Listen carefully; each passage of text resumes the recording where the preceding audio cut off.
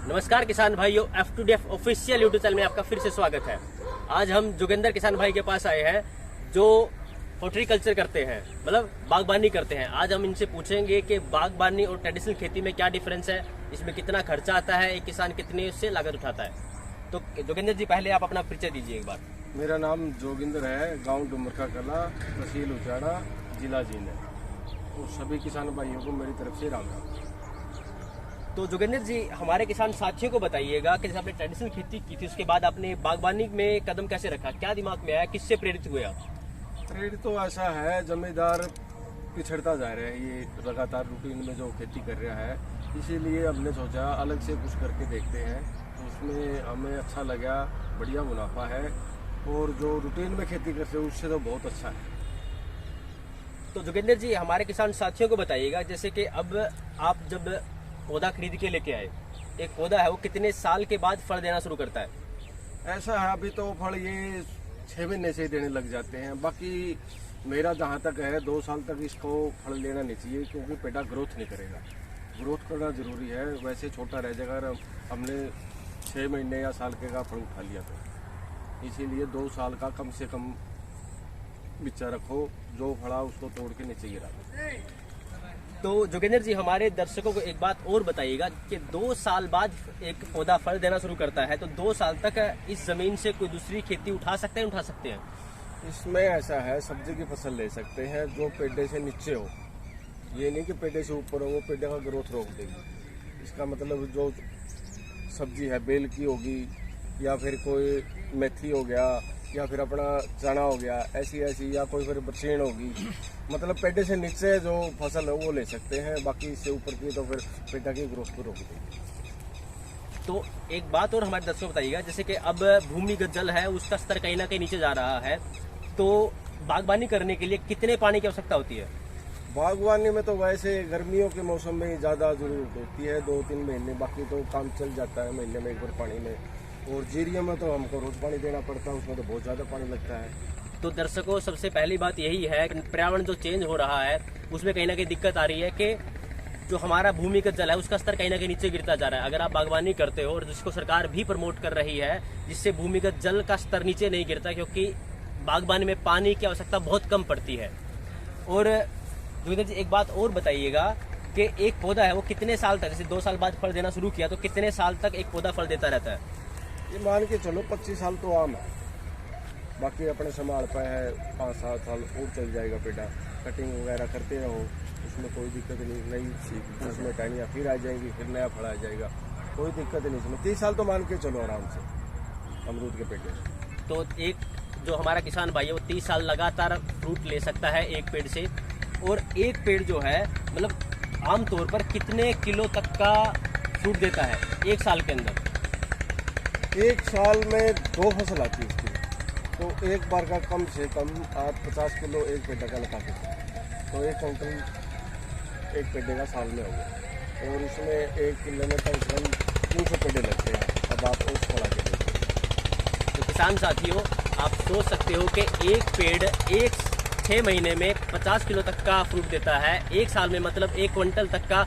और एक खेत है उसमें 300 पेड़ लगते हैं, मतलब 300 क्विंटल तक का फ्रूट हम 1 एकड़ की जमीन से उठा सकते हैं।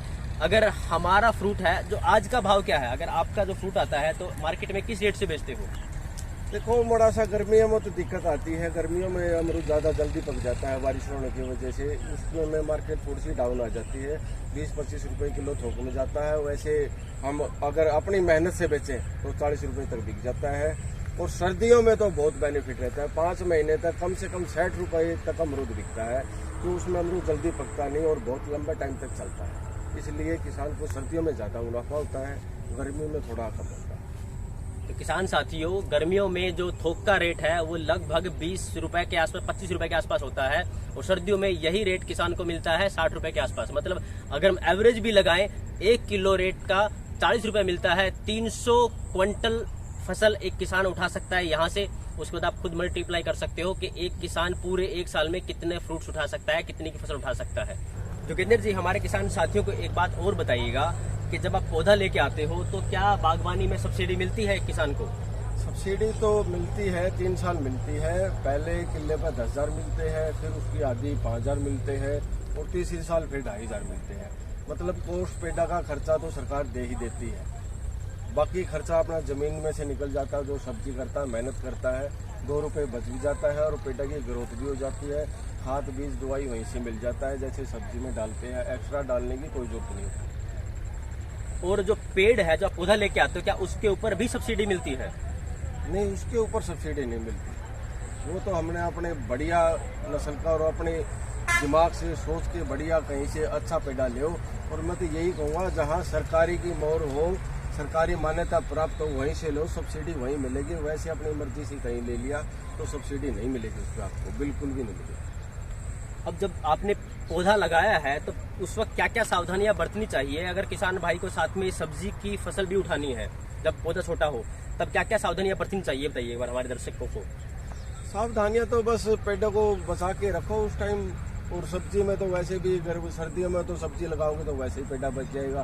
तो उसके आसपास सब्जी होगी तो उसमें ठंड नहीं लगेगी। पेड़ा वैसे तो हम आमतौर पर खाली छोड़ते हैं तो पेड़ा सर्दी में ख़राब हो जाता है। ठंड ज़्यादा पड़ती है वहाँ, वो सूख जाता है, उसको सर्दी मार जाती है, कई बार ऐसा हो जाता है। तो सब्जी में ऐसी कोई दिक्कत नहीं। सब्जी में तो उसको बल्कि बढ़िया सेफ्टी मिलती है, बराबर में ठंड नहीं लगती वैसे। और सब्जी ही लगानी चाहिए। मैं तो यही, कई भाई बाड़ी बो लेते हैं, कुछ और लगा लेते हैं, तो वो गलत है। उसमें वो ग्रोथ नहीं हो पाती, इस करके वो पेड़े चले जाते हैं।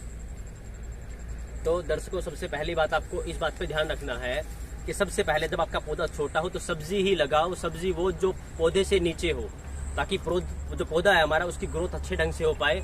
मतलब सरकार आपका पहले साल का जो खर्चा है, जो एक तरह से आपके बाग में लगता है, वो सरकार पैसा देती है। कहीं ना कहीं जेब से लगाना नहीं पड़ता, आपके खुद के खर्चे सब्जी से निकलते रहते हैं। और लगातार 30 साल तक आप फसल उठा सकते हो, 300 क्विंटल फसल 1 एकड़ की जमीन से। और आप खुद देखिए कि कितना प्रॉफिट हो सकता है। और जैसे जोगिंदर जी, एक बात और बताइएगा हमारे दर्शकों को, आपने ट्रेडिशनल खेती भी की है और अब बागवानी भी कर रहे हो, ज्यादा प्रॉफिट किस में है? उसमें तो देखो बचत ही नहीं होती थी, इसीलिए हमने अलग से वो बागवानी का किया है। तो उसमें तो बहुत बढ़िया है और टाइम भी बचता हमारा। ये तो गर्मियों में तो हमारा 1.25 महीना काम लगा लो बस, उस टाइम फल तैयार होता है, 1.5 महीने में निकल जाता है। सर्दी में 4-5 महीने लग जाते हैं, कोई ऐसी दिक्कत वाली बात नहीं।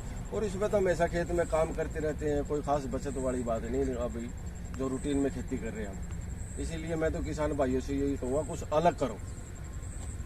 तो साथियों, आपके लिए बहुत अच्छा विकल्प हो सकता है बागबानी। ट्रेडिशनल खेती के साथ आप पायलट प्रोजेक्ट की तरह कम से कम 1 एकड़ की जमीन में जरूर ट्राई कीजिएगा, जिसका फायदा आपको मिलेगा। उसके बाद आप अपने खेत को बढ़ा सकते हैं, अपने एरिया को बढ़ा सकते हैं। ये आपके लिए एक अच्छा विकल्प हो सकता है। बस आपसे यही गुजारिश है कि ट्रेडिशनल खेती से अलग ट्राई जरूर कीजिएगा, ताकि आप मुनाफा कमा सकें। ऐसे इंटरेस्टिंग टॉपिक्स हम आपके लिए वीडियोस ऐसे बना के लेके आते रहेंगे, ताकि आपका फायदा हो सके, दूसरे किसान भाइयों का फायदा हो सके। आप हमसे ऐसे जुड़े रहिएगा, ऐसे ही प्यार देते रहिएगा। धन्यवाद।